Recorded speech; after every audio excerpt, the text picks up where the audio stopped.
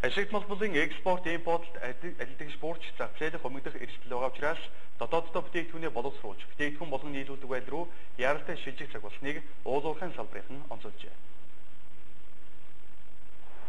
Урд хөршид нүүрсний болоод гангийн хэрэглээ буурж байгаа нь манай улсын эдийн засаг цөрөн нөлөө үзүүлнэ гэдгийг эдийн засагчид хэлсээр байгаамаа.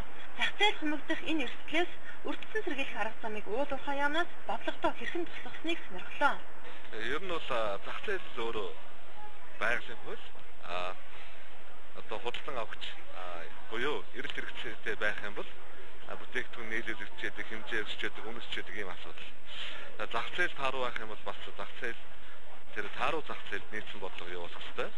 За хамгийн гол зүйл бол нэг альва одоо түүхий дээр экспорт хийгээд байхаар ер нь дэлхийн зах зээлийн үн бол хэлбэлцтэй байдаг. Боловсруулалтын дэвшин өндөрсөх тусмаа бол хэлбэлц бага байдаг. Жишээлбэл бид зүгээр зэсэн дээр ярихад зэсийн байжуулын үн ингээл байн хэлбэлцэж яхад зэсид орсон жишээлбэл цэвэр зэсийн үн бол харьцангуй доктортой байдаг. Тийм учраас боловсруулалтын дэвшин нэмэгдүүлэх шаардлагатай л гэж ингэж ойлгож байна. Ашигт наламжийн тухай хуулийн шинжилсэн найрсан төсөж чуулмаар батлагдсан. Тиймээс дотоодод байгаа байгалийн байдлыг түүхийгээр нь урд хойд хөрш рүү гарахыг өртөж болголгүй өөрсдөө боловсруулдаг бүтээгдэхүүн болгож гаргадаг байдал руу нэн яаралтай шилжихгүй бол экспорт импортын харьцаа алдагдаж зах зээлийн хараат байдал улам даймжих эрсдэлтэйг сануулсаар байна.